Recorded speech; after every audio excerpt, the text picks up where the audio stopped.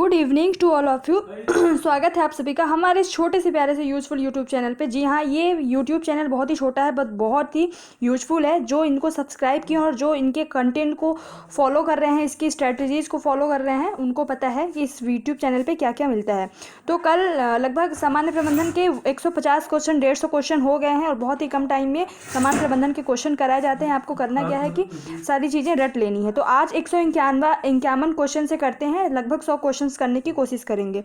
तो संगठन का नवीनतम और सर्वाधिक स्वीकार्य अभिमत कौन सा है? प्रासंगिकता विचारधारा। संगठन का नवीनतम और सर्वाधिक स्वीकार्य अभिमत कौन सा है? प्रासंगिकता विचारधारा। संगठन की संरचना करते समय व्यक्तियों, मानवीय अभिप्रेरणाओं और अनौपचारिक कार्य समूहों पर अधिक ध्यान दिया जाना चाहिए। तो यह मान्यता किसका है? तो यह मान्यता है मानवीय विचारधारा की। हमारे कारखाने व्यापार, परिवहन सुविधाएं और धन ले लो। हमारे कारखाने व्यापार, परिवहन सुविधाएं सब कुछ ले लो आप। संगठन के अतिरिक्त हमारे पास कुछ भी ना छोड़ो और हम 4 वर्षों में ही स्वयं को पुनः स्थापित कर लेंगे। ये किसके विचार थे?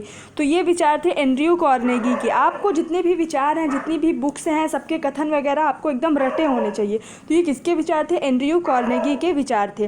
बैकग्राउंड में जो भी ऑडियो मतलब वॉइस आ रही है उसको आप लोग थोड़ा इग्नोर करें, मैनेज करना, ठीक है। संगठन प्रबंधकीय कुशलता एवं कार्य क्षमता में वृद्धि करता है, जिसके परिणाम स्वरूप कौन सी समस्याएं उत्पन्न नहीं होती हैं? देखो, संगठन प्रबंधकीय कुशलता एवं कार्य क्षमता में वृद्धि करता है, जिसके परिणाम स्वरूप कौन सी समस्याएं उत्पन्न नहीं होती हैं? तो कार्य का दोहरीकरण नहीं होता, निर्णय में देरी नहीं होती और निष्पादन के संबंध में संशय की स्थिति नहीं होती। उपरयुक्त सभी चीज़ें नहीं होती हैं, यानी कि अच्छा है संगठन। उपक्रम की विभिन्न गतिविधियों को आनुपातिक एवं संतुलित महत्व प्रदान करता है। क्या? संगठन प्रबंधकों को अवसर प्रदान करता है। किस चीज़ का? तो विकास का भी और प्रशिक्षण का, दोनों का अवसर प्रदान करता है। स्वस्थ संगठन रोकता है, बेईमानी रोकता है, भ्रष्टाचार को रोकता है, कामचोरी एवं धन का दुरुपयोग, तीनों को रोकता है। कुशल एवं स्वस्थ संगठन आवश्यक है। क्यों? क्योंकि प्रशासन को सुविधाजनक बनाता है। संगठन उपक्रम के संतुलित विकास एवं विस्तार को संभव बनाता है। प्रौद्योगिकी सुधारों का अनुकूलतम प्रयोग करने में सहायक बनता है। तो उपरोक्त सभी आंसर होंगे।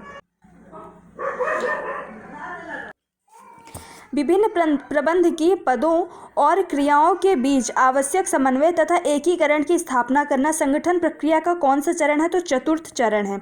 संगठन प्रक्रिया की मूल अवधारणा को समझाने में सहायक होती है। कौन सी मूल अवधारणा को समझाने में सहायक होती है? तो प्रतिष्ठित विचारधारा को। वेल्थ ऑफ नेशन किसकी कृति है? तो एडम स्मिथ की वेल्थ ऑफ नेशन कृति है।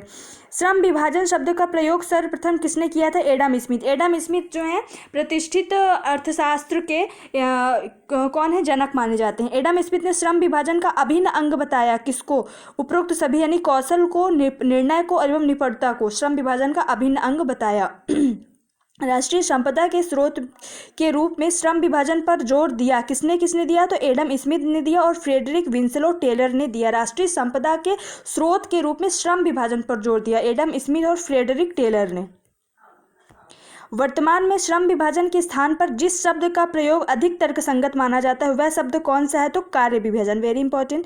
व्यक्ति के समूचा कार्य करवाने की बजाय उसे उस कार्य का वही विशिष्ट अंश करने के लिए सौंपा जाए जिसमें वह दक्ष हो। दक्ष यानी कि कुशल हो, सब बहुत अच्छे से कार्य करता हो, स्किल हो उसकी, ताकि उसकी क्षमता एवं प्रतिभा का उपयोग हो सके। क्या कहलाता है? तो कार्य विभाजन कहलाता है।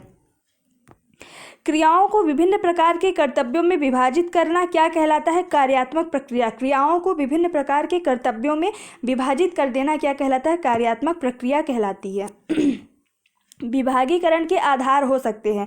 तो विभागीकरण के आधार क्या हो सकते हैं? वस्तु हो सकती है, ग्राहक एवं भौगोलिक क्षेत्र आसपास का हो सकता है, एवं प्रक्रिया, ये सभी हो सकते हैं। संगठन की आधुनिक विचारधारा का आधार क्या है? तो संगठन की आधुनिक विचारधारा का वैज्ञानिक अनुसंधान एवं गणितीय। तो गणितीय एवं वैज्ञानिक अनुसंधान जो है संगठन की आधुनिक विचारधारा का आधार है। ऐतिहासिक रूप से संगठनात्मक संरचना का सबसे प्राचीन प्रकार कौन सा है? तो रेखीय संगठन।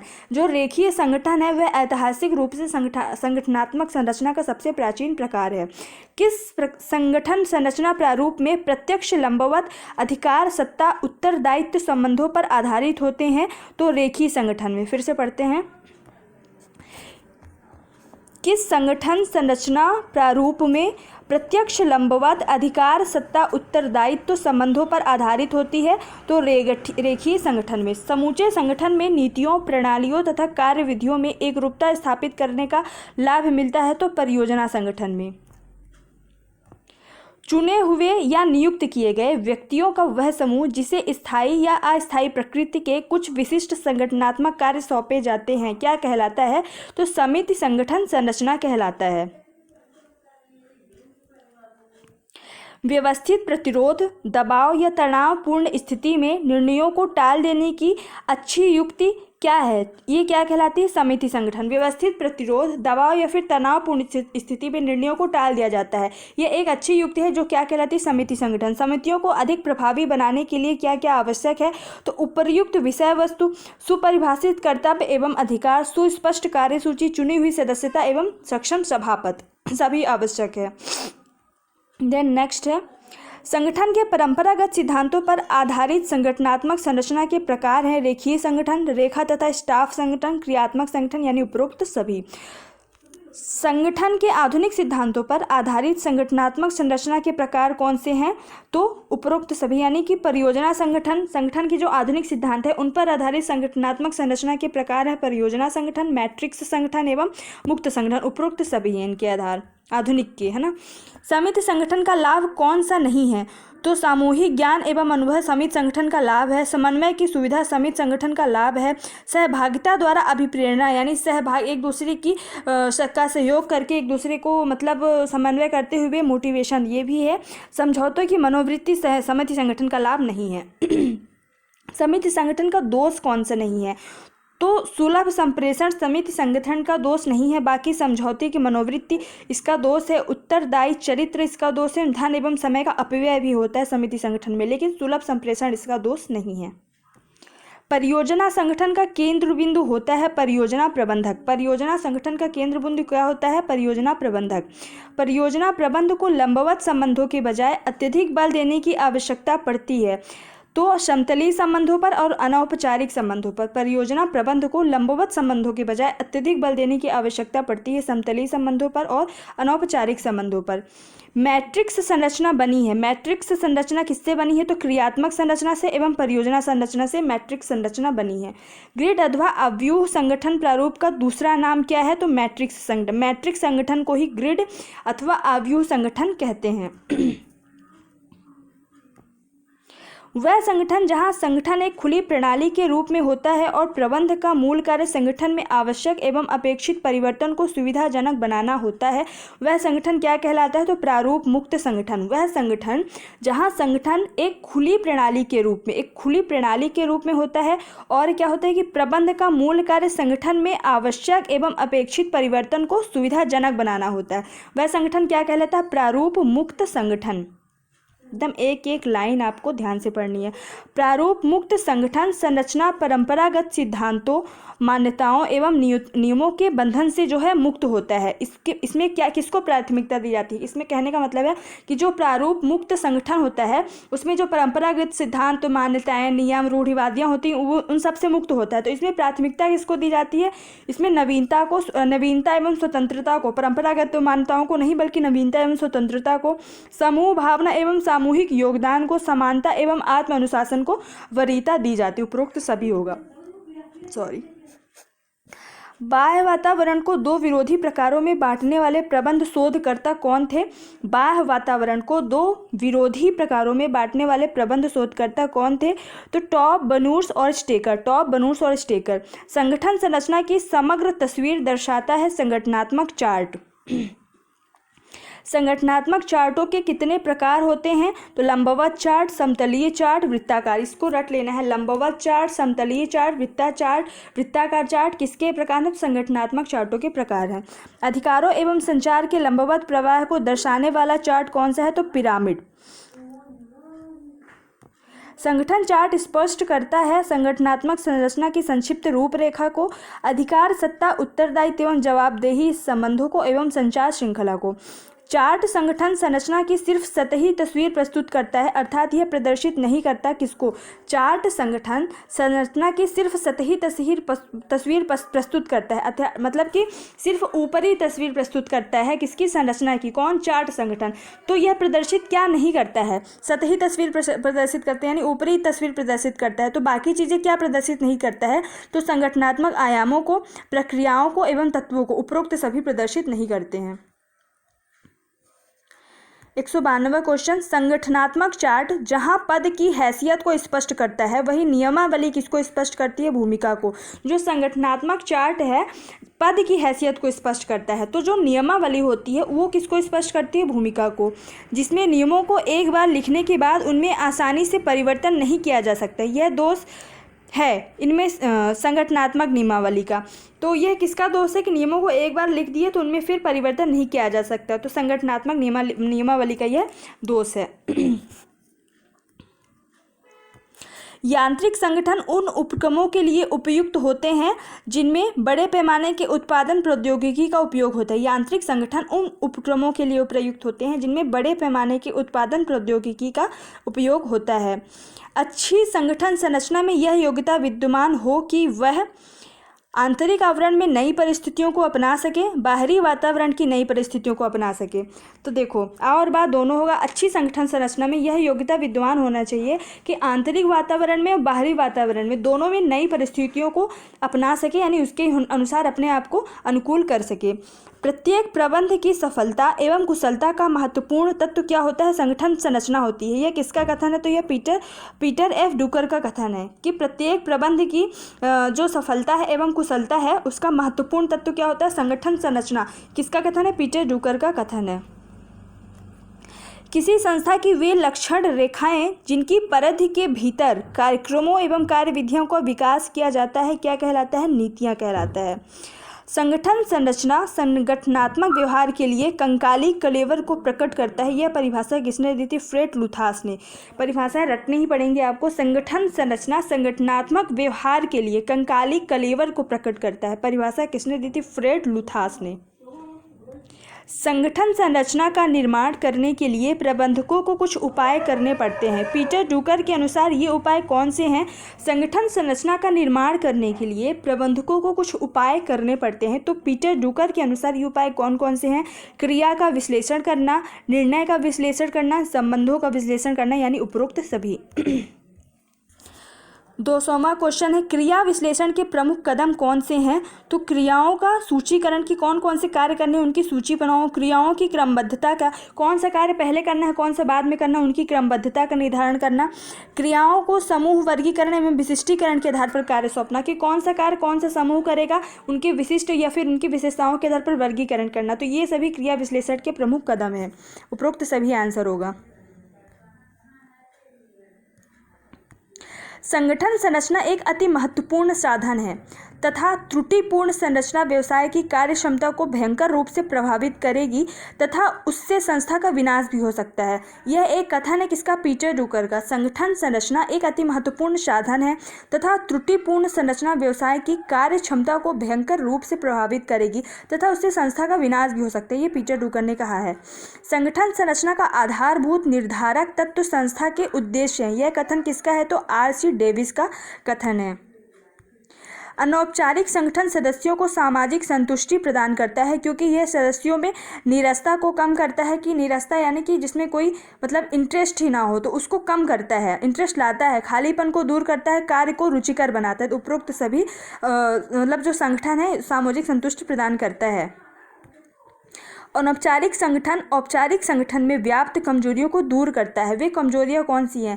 औपचारिक संगठन की जो ऑफिशियली बनाए जाते हैं, मतलब कि जिनके पर्टिकुलर कोई नियम्स होते हैं, उनके सिद्धांत होते हैं, वो औपचारिक संगठन होते हैं। जैसे कि कोई भी कंपनी का संगठन हो गया, जैसे एडमिनिस्ट्रेशन हो गया, सारी चीज़ें औपचारिक संगठन होंगे।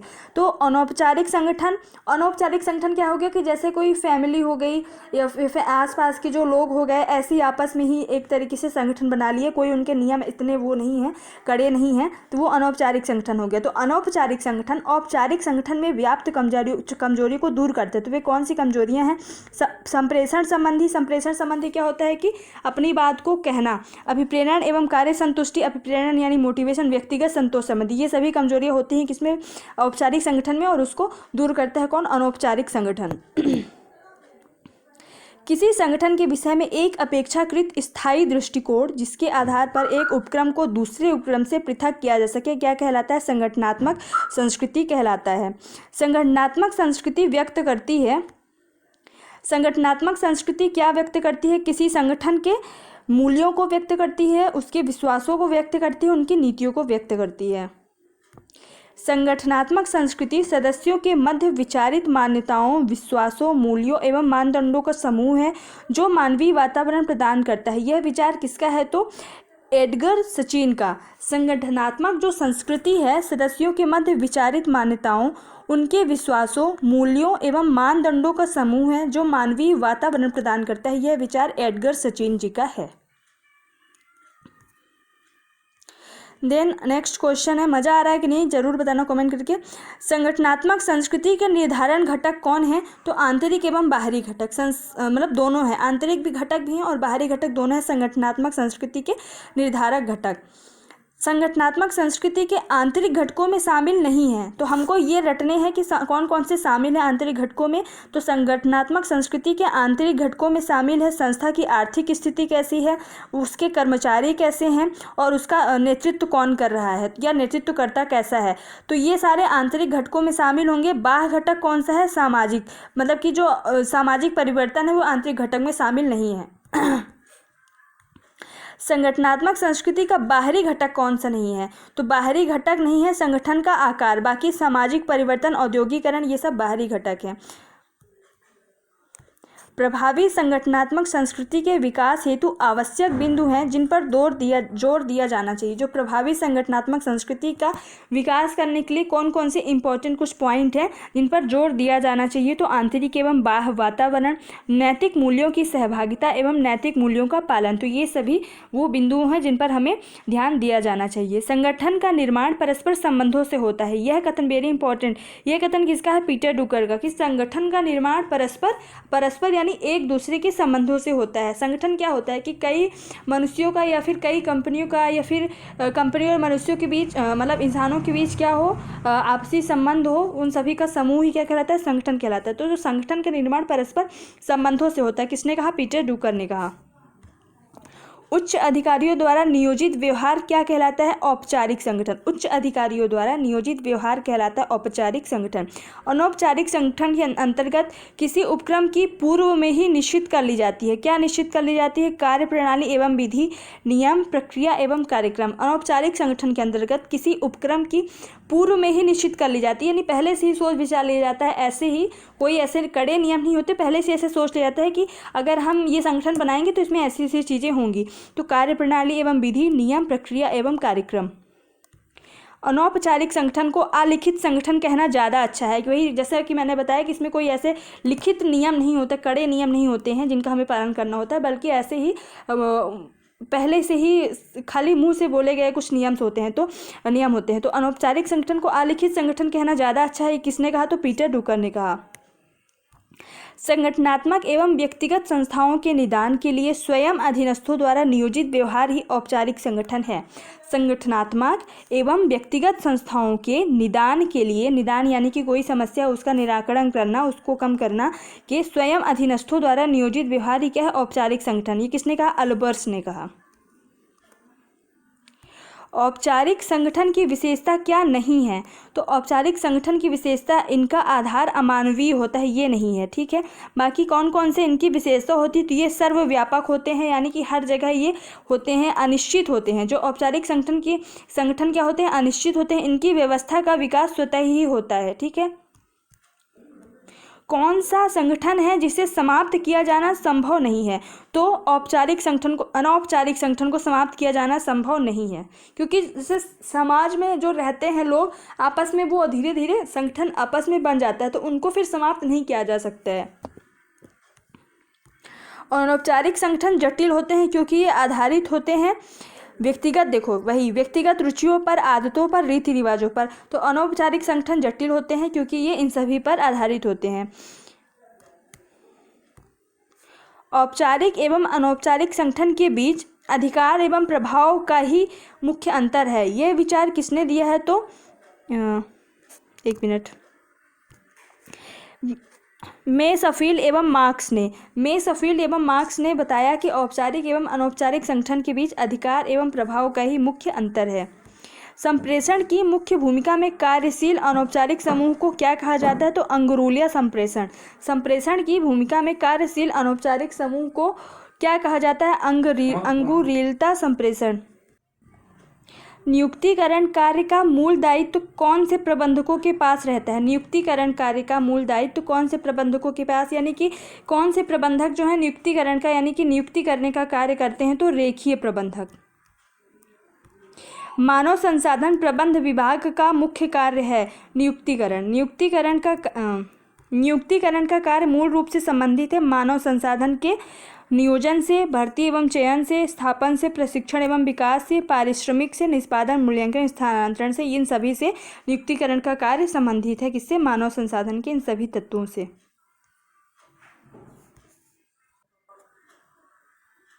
देना, नियुक्तिकरण की सफलता का आधार माना जाता है किसको? सही व्यक्ति को सही काम देना।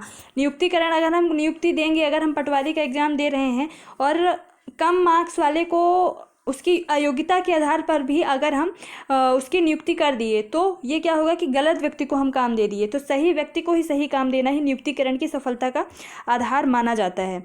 किसी उपक्रम द्वारा अपेक्षित मानव संसाधनों को आकृष्ट करने, प्राप्त करने एवं बनाए रखने तथा विकसित करने का प्रबंधकीय कार्य क्या कहलाता है? तो संगठन कहलाता है। सेवी वर्गीय प्रबंध विभाग रेखीय प्रबंधकों को कौन सी सेवाएं प्रदान करते हैं?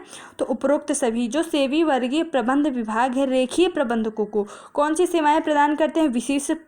विशिष्ट परामर्श एवं समर्थन, प्रशासनिक सेवाएं, ये सभी सेवाएं प्रदान करते हैं। स्टाफिंग के क्षेत्र में शामिल क्या नहीं है? तो स्टाफिंग के क्षेत्र में शामिल है स्टाफ का चयन करना, प्रशिक्षण करना, अच्छे मधुर संबंध, लेकिन व्यक्तिगत स्टाफिंग में नहीं होता।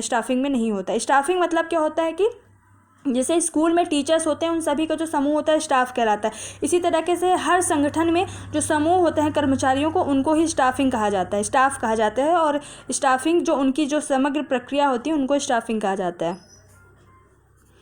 देन नेक्स्ट है मानव संसाधनों की आवश्यकताओं का पूर्वानुमान जिन आधारों पर लगाया जाता है वे क्या है? उपक्रम के लक्ष्य, उनकी नीतियाँ क्या हैं और भावी व्यावसायिक योजनाएं। तो ये सभी इन सभी आधारों पर पूर्वानुमान पहले से ही लगाए जाते हैं। भविष्य में जिस प्रकार की योग्यता वाले लोगों की आवश्यकता पड़ेगी इसका पता लगता है। भविष्य में किस प्रकार की योग्यता वाले लोगों की आवश्यकता पड़ेगी इसका पता किससे पड़ता है? तो जॉब विश्लेषण से, यानी कृत्य विश्लेषण से। किसी कृत्य या जॉब को करने वाले व्यक्ति में क्या क्या अपेक्षित योग्यताएं होनी चाहिए यह दर्शाता है? नहीं। क्या नहीं दर्शाता? कृत्य नहीं दर्शाता, जॉब नहीं दर्शाता। चयन को प्रक्रिया की दृष्टि से क्या कहा जा सकता है? तो नकारात्मक प्रक्रिया। चयन को प्रक्रिया की दृष्टि से कहा जाता है नकारात्मक प्रक्रिया। क्यों? क्योंकि चयन करते हैं तो किसी एक को हम सेलेक्ट करते हैं तो दूसरे को तो मना ही करते हैं ना, तो यह नकारात्मक प्रक्रिया होती है एक तरीके से प्रक्रिया की दृष्टि से। चयन परीक्षण मनोवैज्ञानिक प्रकृति के होते हैं और इन परीक्षणों के माध्यम से व्यक्ति के बारे में क्या संकेत मिलता है? तो व्यक्ति के व्यवहार एवं कुशलता दोनों के बारे में संकेत मिलता है। चयन परीक्षणों के अंतर्गत क्या आते हैं? निष्पादन परीक्षण, बौद्धिक परीक्षण एवं व्यक्तित्व परीक्षण, ये सभी आते हैं। जब हम किसी का चयन करते हैं किसी भी चीज़ के लिए, किसी भी जॉब के लिए, तो उनका निष्पादन परीक्षण किया जाता है, उनकी बौद्धिक परीक्षण ली जाती है और उनके व्यक्तिगत परीक्षण लिए जाते हैं। उपरोक्त सभी उम्मीदवारों को परीक्षा अवधि में कितने समय के लिए रहना पड़ता है? तो 3 महीने से 2 महीने तक, 2 वर्ष तक। उम्मीदवारों को परीक्षा अवधि में कितने समय के लिए रहना पड़ता है? 3 महीने से 2 वर्ष तक। गैर प्रबंधक पदों के चयन के लिए अधिक उपयोगी रहता है तो प्रतिमान साक्षात्कार, पैटर्न इंटरव्यू जो है गैर प्रबंधक पदों के लिए अधिक उपयोगी रहता है। मानव शक्ति नियोजन का उद्देश्य नहीं है प्रबंधकीय कार्य करना। किसी व्यक्ति की वे इच्छाएं और भावनाएं जो किसी कार्य को करने की दिशा में प्रेरित करती हैं। किसी व्यक्ति की वे इच्छाएं और भावनाएं जो किसी कार्य को करने की दिशा में प्रेरित करती हैं क्या कहलाती हैं? अभिप्रेरण या मोटिवेशन। अब आप सभी को पटवारी का एग्ज़ाम क्लियर करना है। क्यों? क्योंकि आपको जॉब चाहिए, आपको स्थायित्व चाहिए, अपने लाइफ में सेटल होना है। तो ये आपको क्या मोटिवेशन देगा पढ़ने के लिए? तो वही कह रहे हैं कि किसी व्यक्ति की इच्छाएं एवं भावनाएं जो किसी कार्य को करने की दिशा में प्रेरित करती हैं क्या कहलाती है? अभिप्रेरण या मोटिवेशन। हेनरी फ्योल ने अभिप्रेरणा को कौन सा नियम दिया है? तो आदेश का नियम हेनरी फ्योल ने दिया है। मोटिव शब्द का अर्थ क्या है? मोटिव शब्द का अर्थ है इच्छा शक्ति को जागृत करना।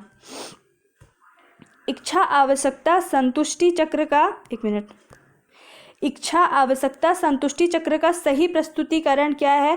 तो सबसे पहले हमारे मन में इच्छाएं होंगी, उसके हिसाब से आवश्यकताएं होंगी, फिर तनाव होगा कि ये इच्छाएं पूरी क्यों नहीं हो रही हैं, आवश्यकताएं पूरी क्यों नहीं हो रही है, फिर लेकिन हम उसको करेंगे, मतलब कि कार्य करेंगे, फिर क्या होगी? हमें संतुष्टि मिलेगी। अब हम एग्जांपल लेते हैं अपने लाइफ से कि हमारे मन में इच्छा हो रही है कि हम पटवारी का एग्ज़ाम देंगे। अब हमें ज़रूरत पड़ रही है, आवश्यकता किस चीज़ की पड़ रही है कि कौन सी बुक्स लाएँ, कौन सी क्लासेस देखें, है ना, कौन सी कोचिंग करें वगैरह वगैरह। फिर हमें कभी कभी तनाव होता है कि 17 लाख फॉर्म भर गया, क्या हमारा सिलेक्शन होगा कि नहीं होगा, फिर क्रिया। लेकिन तनाव के बाद भी हम कार्य करते हैं कि नहीं हमें तो पढ़ना चाहिए, तो हम पढ़ते हैं और फिर लास्ट में जॉब लेने के बाद हमें संतुष्टि मिलती है। तो इस तरीके से इच्छा आवश्यकता संतुष्टि चक्र का सही प्रस्तुतिकरण, इस तरीके से ये क्रम सही है।